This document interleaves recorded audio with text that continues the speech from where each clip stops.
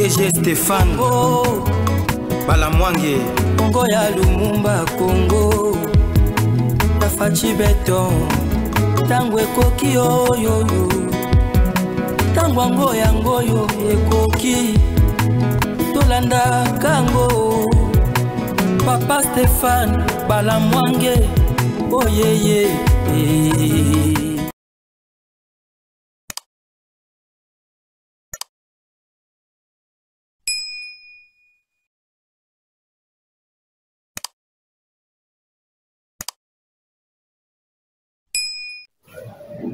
Bien, merci beaucoup mesdames et messieurs de Mazol.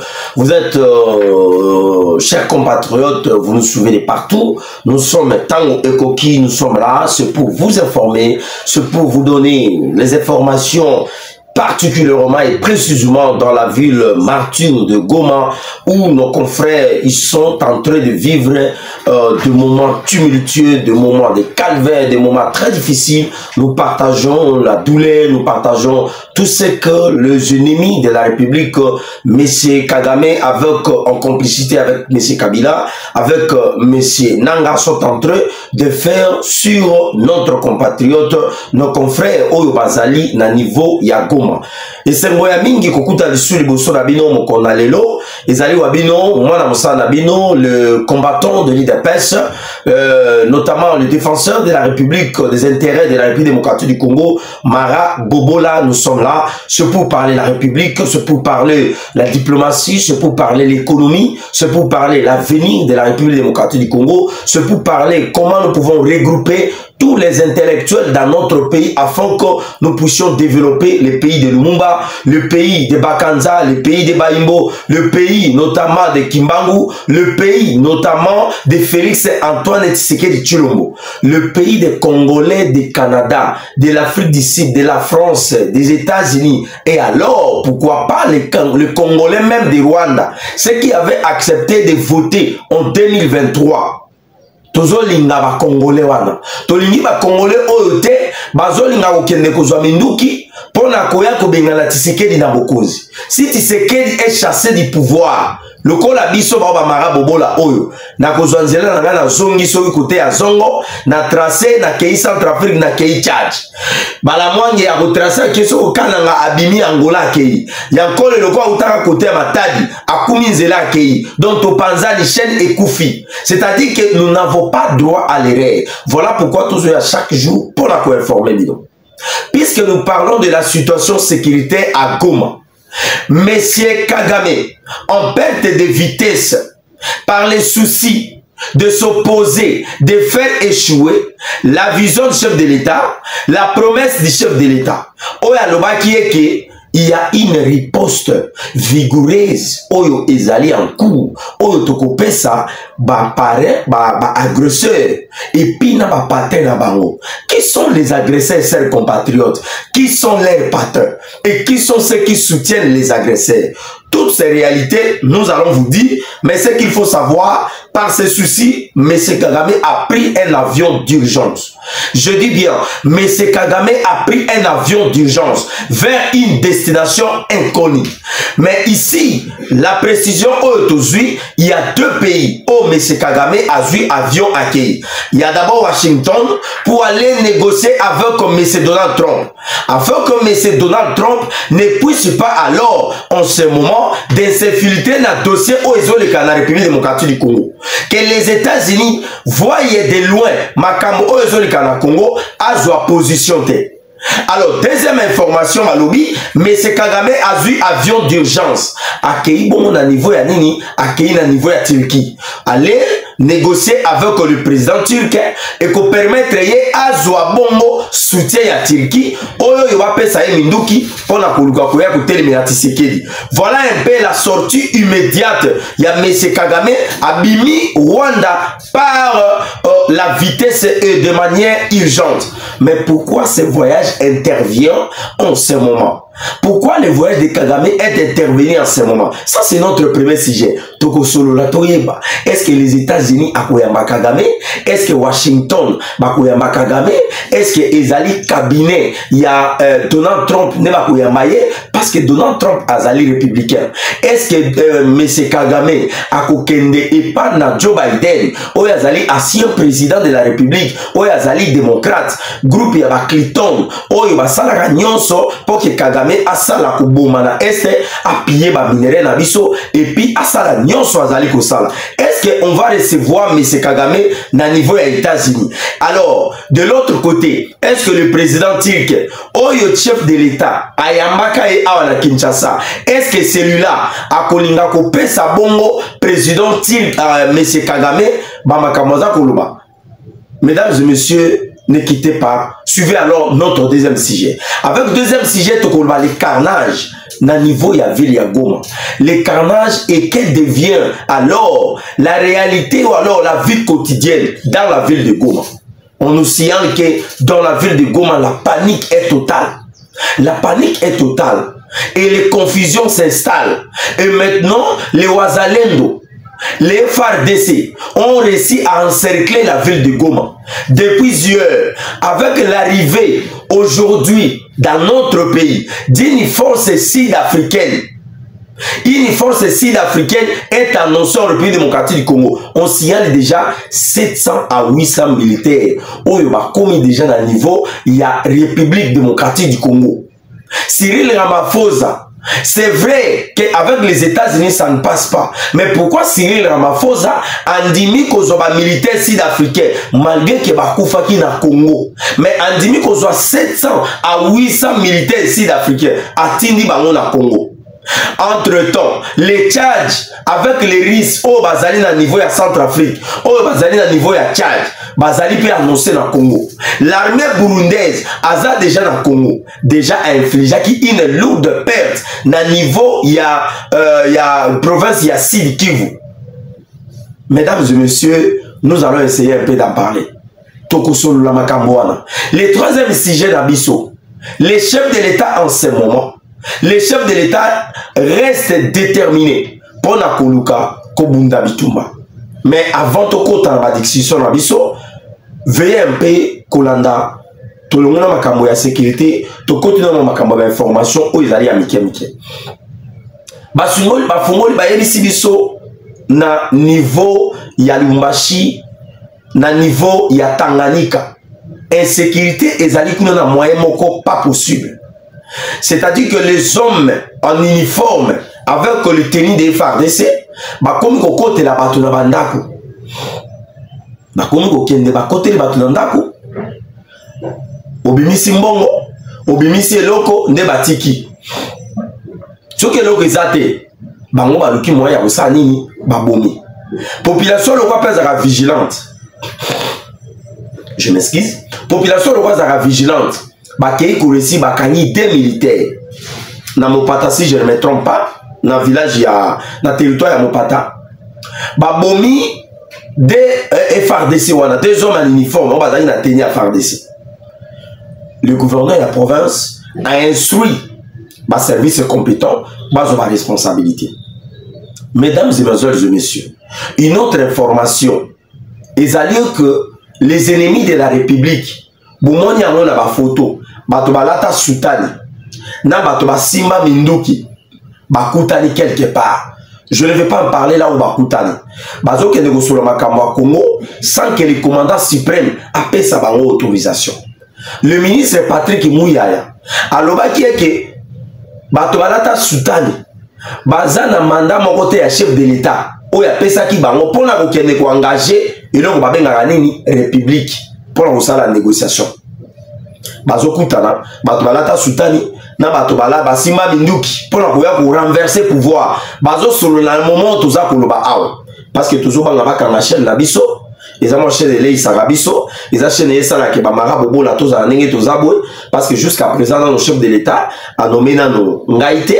Je ne me retrouve pas peut-être en ce moment dans un cas bon, je suis en train de servir d'abord la République sur le plan médiatique. tant qu'on a moka koloba ke marabobola na moni au sala environnement aux alliés enseignants à niveau à l'université yo ali chef de travaux aux alliés assistant à l'université aux professeurs tous autres dans le domaine moko ya environnement ceux qui ba oti na côté maman F Bazaiba na éviter mais pour le moment nous servons d'abord la République en tant que médiateur en tant que communicateur et défenseur. Les partisans ya Moïse Katumbi basali communiquer à travers Laura Onyemba. Balobie que l'ensemble pour la République ya Moïse Katumbi reste susceptible na makambo nyonso Italie ba négociation. Et puis na makambo nyonso oyo ko ba kobeta bango porte pour na koya ko solola. C'est-à-dire que Moïse Katumbi avec son parti politique bandimi koya ko kutana na mokonzi mboka au cas où 5 ans pour ça la médiation. De l'autre côté, il y a les processus de Nairobi, les processus de Luanda.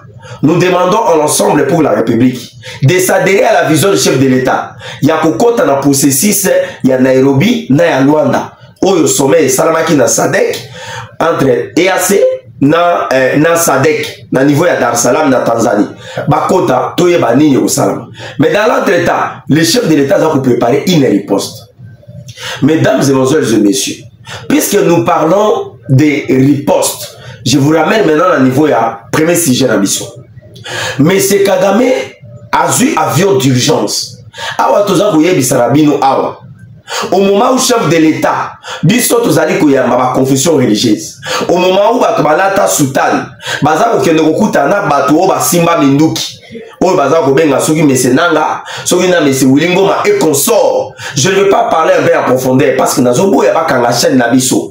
Parce que tous les chaînes patriotiques, tout respect à Kamibé pour Yamboka. Tous les tétité, tous les voyouté, tous les idiotés. Nous sommes une chaîne des intellectuels, nous sommes une chaîne des patriotes et nous sommes une chaîne de l'excellence. C'est-à-dire, pas Nabiso, tout ça, la promotion et la valeur républicaine.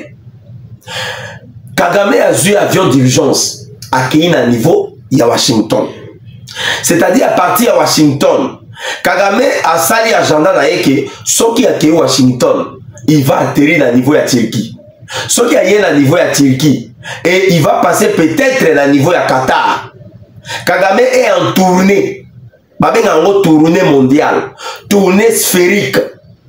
C'est-à-dire à Longwe Awa a na Washington. Mais dites-moi, demande-moi pourquoi Kagame a na Washington.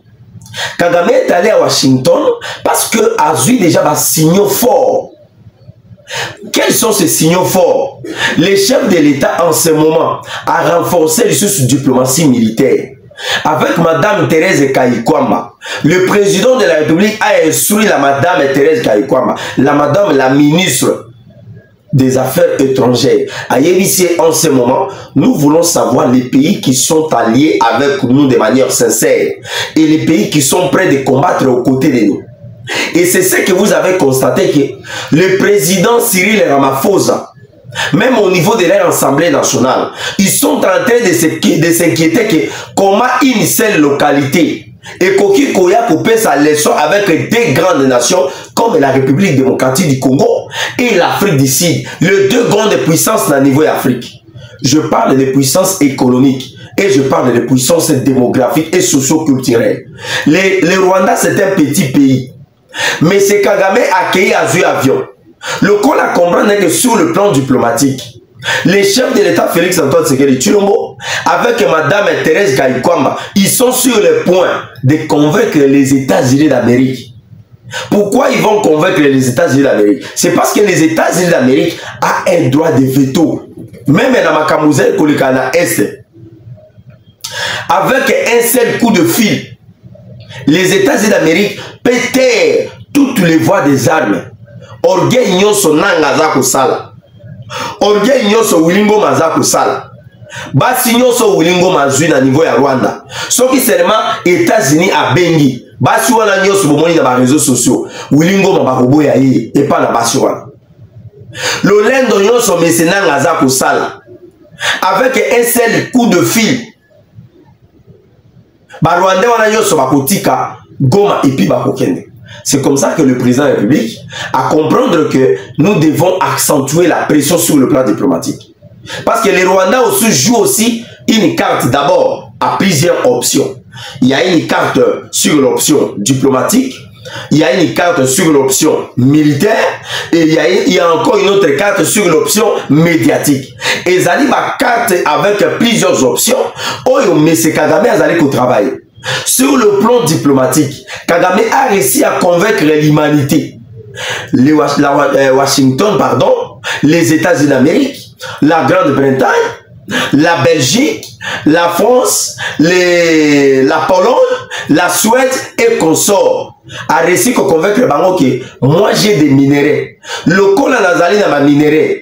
Boya coupé sangai misolo. Na tia yango na développement moka ngana ko memela bino misolo. Ayebi si bango bi voilà l'échantillon. Amemeli bango minéraux ni. Amemeli bango tenta. Amemeli bango lithium. Amemeli bango cassiterite. Amemeli bango diamant. Amemeli bango coltan. Amemeli bango or. Amemeli bango mercure. Et puis, il y a des produits forestiers, des zété, des nyama et consorts. Voilà, nous avons des problèmes, il y a Italie, croissance économique. Qu'est-ce que nous devons faire? Yambi Kagame, PCM Misolo, Kagame Azumbongo, le kola yeli ke na mboka na ye na babele na ye azana eloko mokote.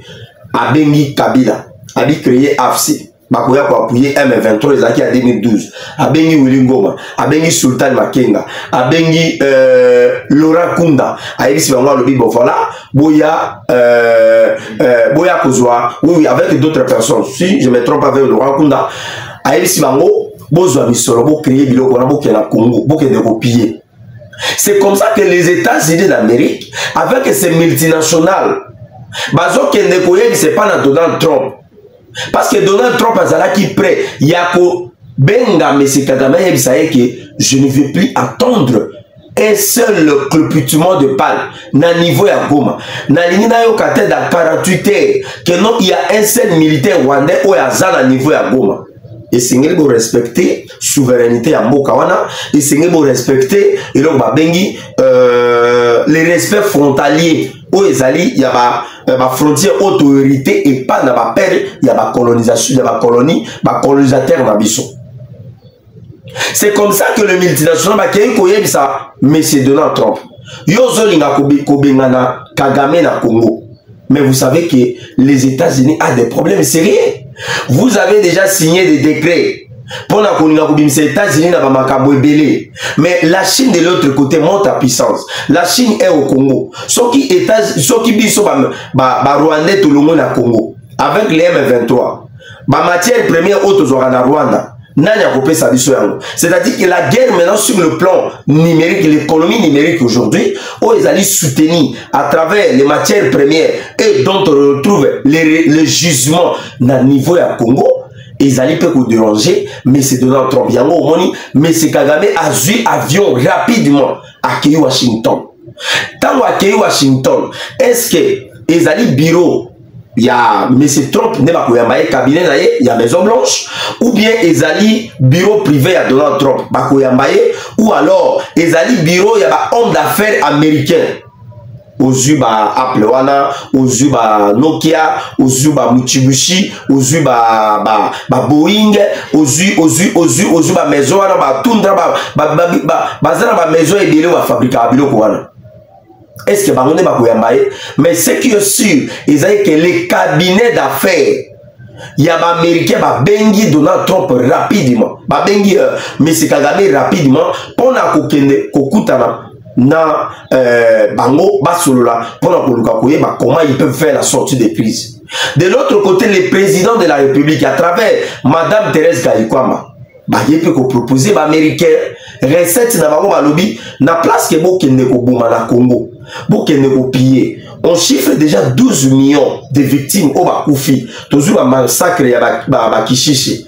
Toujours un prisonnier au Baoute Koukoufa na Goma. Toujours carnage et salami na Goma. C'est ce que je vais parler de ça. À préciser. Toujours déplacés de guerre. Plus de millions de déplacés de guerre. Toujours plus de milliers. Oh, y a pas Bakoufi et puis baza violé. Dans ma Kambo Italie, ma violation, y a ma femme. Na place que vous qui ne savez pas. Et que tous les biloko nyonso. Voilà, nous vous proposons pour exploiter matière première avec un prix dérisoire, mais que les hostilités ça nini ici là. Mais c'est Kagame sur assisté à Washington, mais c'est Kagame à quoi en Turquie. Quand il y a en Turquie, à Kokutana président turc. Président turc c'est aussi une puissance au niveau de l'Europe sur le plan financier, sur le plan militaire. C'est-à-dire que la Turquie peut aussi apporter un soutien et pas dans M. Kagame. Alors, M. Kagame, ils ont comprendre que la plupart des pays, qui va pays alliés naïe, pourquoi? Parce que à comme la folie de grandeur. Quelle est alors la folie de grandeur? C'est d'aller envoyer ce militaire pour aller violer la souveraineté d'un pays émergent, d'un pays souverain, d'un pays indépendant, d'un pays voisin. Est-ce que c'est parce que le Congo est faible? S'il faut aller violer la souveraineté de ces pays ou alors l'intégrité territoriale? Est-ce que c'est parce que au sein de l'armée congolaise, on retrouve des traîtres? C'est ce qui justifie la présence de militaires au niveau du Rwanda, au niveau du Congo ou alors au niveau du Goma? Est-ce que c'est parce que Félix Tshisekedi ne veut pas collaborer avec M. Kagame? C'est comme ça qu'il faut envoyer ces militaires au Congo? Il trouve ça vraiment aberrant et pour pousser Kagame sur la porte de sortie et de mettre fin à son régime. En faisant la conclusion de tout ça, Kagame pense que Tshisekedi est celui qui est en train de combattre son régime et la race toute. En ce moment maintenant, qu'est-ce que Kagame est en train de faire? Azali ko brandi suko babinga la race toute comme une race menacée par Tshisekedi afin d'être exterminée. Mesdames et messieurs, le col à Tolobi Makamwe diplomatie à Kagame a voyagé dans le bien qui est accueilli Washington. À partir de Washington à en Turquie. Soit tu peux commencer par la Turquie et aller à Washington, c'est vice versa. Mais à la suite, il va atterrir dans le niveau de Qatar, d'après l'information toujours. Au-delà de ça, en entendant les militaires rwandais basés à niveau de Goma. À Goma déjà on signale qu'il y a eu carnage. Déjà, Van Per, ou Azali, représentante, il y a mission d'organisation des Nations Unies, na Congo. À ça, les statistiques, à Pessi à l'objet qu'il y a au moins 900 personnes, 900 corps, ou Azali, sans vie, ou Azali, à niveau, il y a morgue à Goma. Na niveau, il y a cimetière.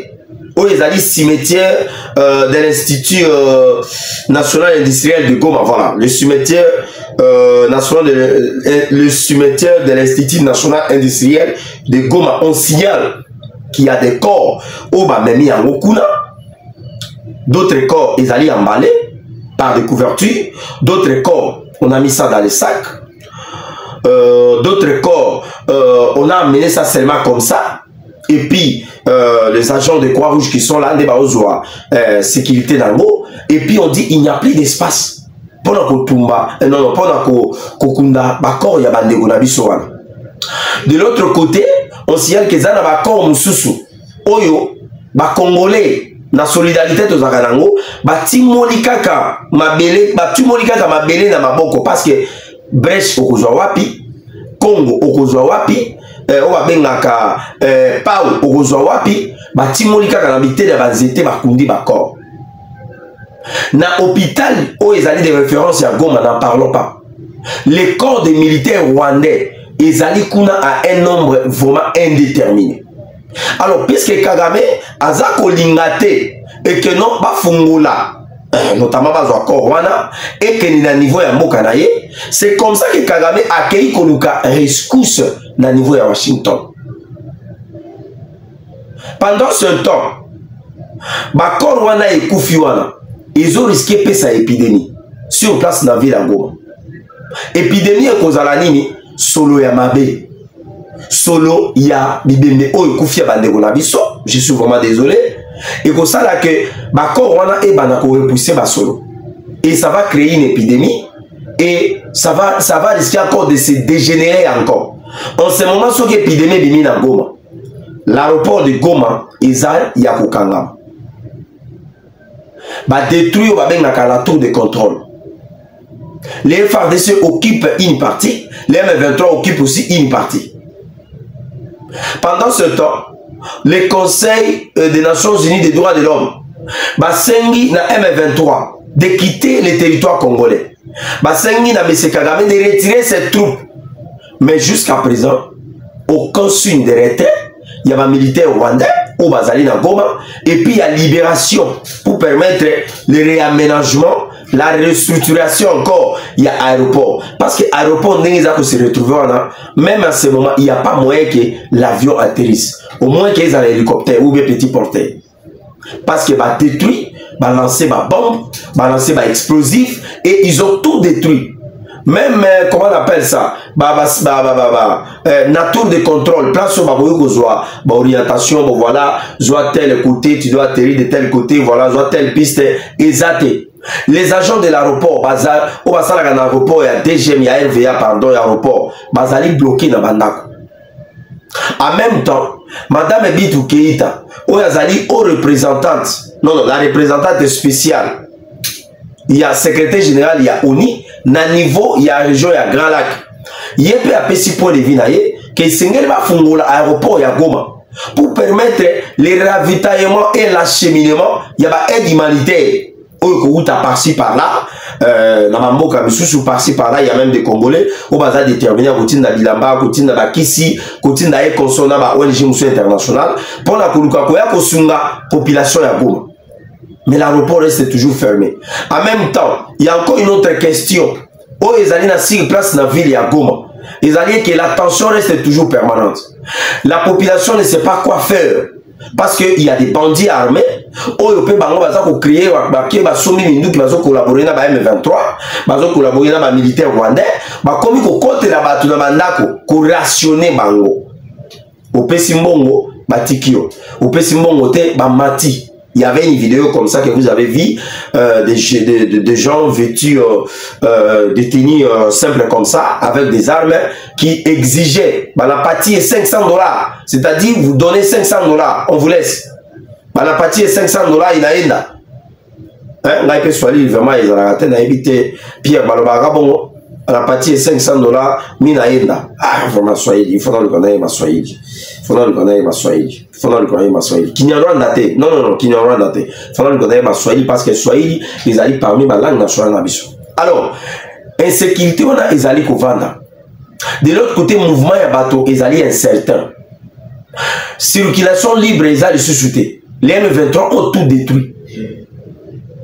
Carnage et Salamina Goma, Bandeko Balandi, ça donne la peur. Ça donne la peur. Ça donne la peur. En même temps, on signale la présence, il y a un ressortissant, il y a Goma. C'est-à-dire que la ville est en train d'être vidée. Batuna ville, il y a Goma, Bazokima. Bazokima nini? Bazokima. Parce que Bamoni signale, il y a ma casse. Bamoni présence permanente et renforcée, il y a ma militaire. Oh, Bazali Kouta parti à Bukavu. Chaque jour ici, à l'aéroport d'Engil ici, il y a les avions qui décollent ici. Ils vont vers la province du Sud Kivu. Ils atterrissent là et puis ils entrent à partir de Bukavu, à partir de Sud Kivu, Bazoko Tagoma. En même temps, il y a des militaires sud-africains. Oh, Bazali à Congo.